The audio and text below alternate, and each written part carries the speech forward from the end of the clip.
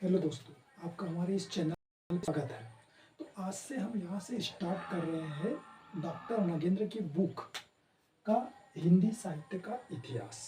तो हमारा सबसे आज पहला टॉपिक होने वाला है हिंदी साहित्य इतिहास के लेखन की समस्या। सबसे पहला है लेखन की समस्या। लेखन की समस्या समस्या सबसे पहला टॉपिक हमारे लेखन की समस्या है। तो इसमें दो कोटेशन बहुत महत्वपूर्ण है। सबसे पहला कोटेशन है इलियट का। इलियट का कोटेशन है सबसे पहला।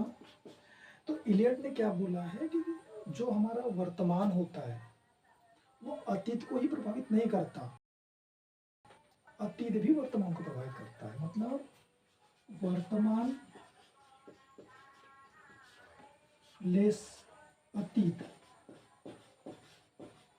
अतीत और अतीत वर्तमान, मतलब वर्तमान भी अतीत को प्रभावित करता है और अतीत भी वर्तमान को प्रभावित करता है।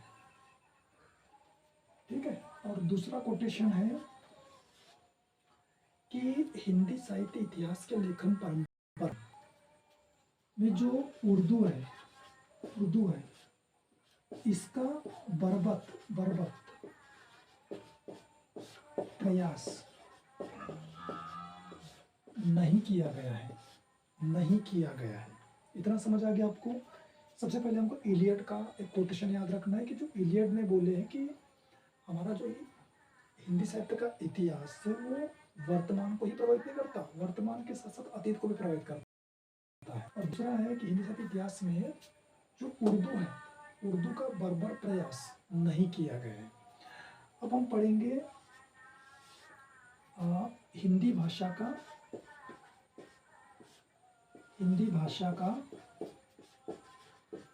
उद्भव व विकास। तो हिंदी भाषा का उद्भव और विकास में सबसे पहले पढ़ेंगे कि हम हमारे जो भाषाओं की उत्पत्ति हुई है। तो सबसे पहले हमको पता है कि सबसे पहली जो भाषा है वह है संस्कृत। संस्कृत से पाली, पाली से प्राकृत, प्राकृत से अपभ्रंश, फिर अपभ्रंश से अवभट, अवभट से